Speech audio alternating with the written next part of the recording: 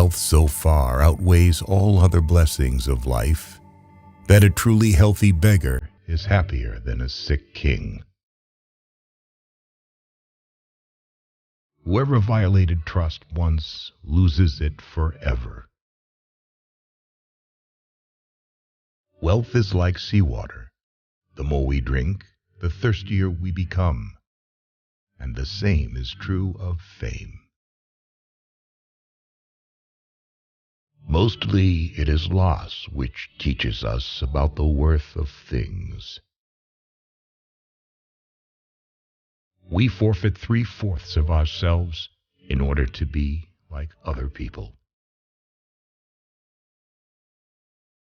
From the point of view of youth, life is an endless future.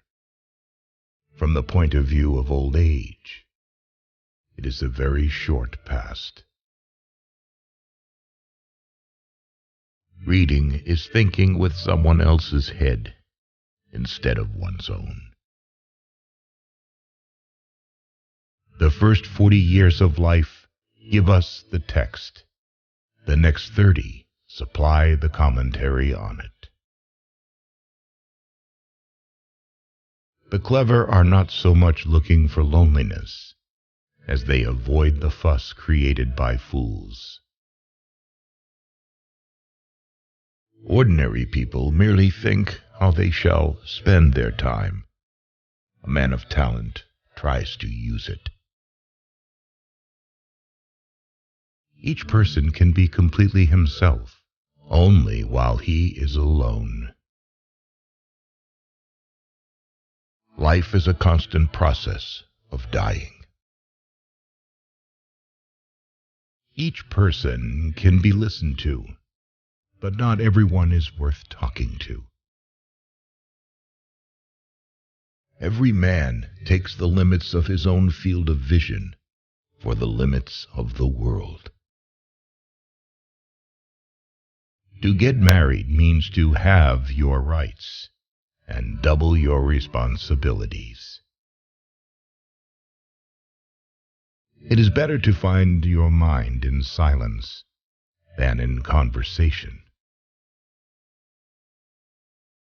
He who does not like loneliness does not like freedom.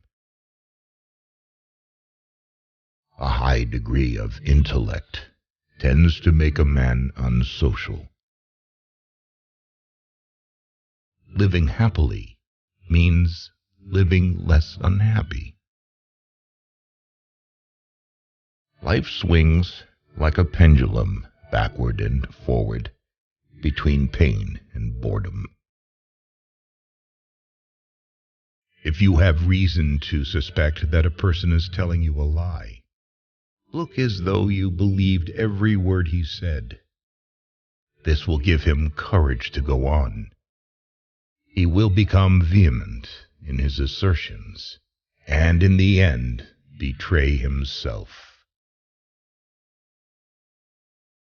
Sociability of people is not based on love for society, but on the fear of loneliness. Politeness is to human nature what warmth is to wax. Compassion for animals is so closely related to kindness of character that it is safe to say that he who is cruel to animals cannot be a kind person. Hundreds of objects that give people pleasure are boring for a big mind. A vain person should know that the good opinion of others, which he so achieves, is much easier and more true to create by silence than by talkativeness. A sense of humor is the only divine quality of man. Treat a work of art like a prince. Let it speak to you first. You should be very careful not to form a very favorable opinion about a person at first acquaintance. Otherwise, in most cases, you will have to be disappointed. He who writes carelessly confesses thereby at the very outset that he does not attach much importance to his own thoughts. Fate shuffles the cards, and we play. If we happen to hear how half a dozen rams scornfully scold an outstanding person, then we will understand that to value the opinion of people highly will be a lot of honor for them. Intellect is invisible to the man who has none. He who has lost all hope has also lost all fear. A fool chases pleasure and finds disappointment. A sage only avoids grief. We rarely think about what we have, but we always worry about what we don't have. Almost all of our sorrows spring out of our relations with other people.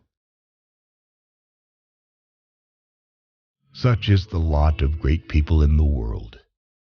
They are only recognized when they are not alive. Talent hits a target no one else can hit.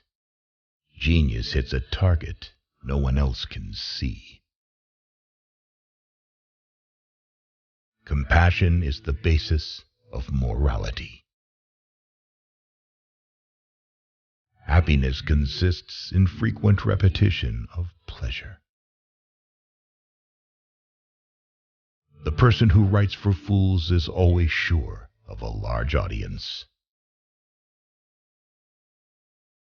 One should use common words to say uncommon things. Man can do what he wills, but he cannot will what he wills. It is difficult to find happiness within oneself, but it is impossible to find it anywhere else. Religion is the masterpiece of the arts of animal training, for it trains people as to how they shall think. Great men are like eagles, and build their nest on some lofty solitude. 9/10 of our happiness depends on health. People are like watch mechanisms that start and run without knowing why. So the problem is not so much to see what nobody has yet seen, as to think what nobody has yet thought concerning that which everybody sees. No rose without a thorn, but many a thorn without a rose.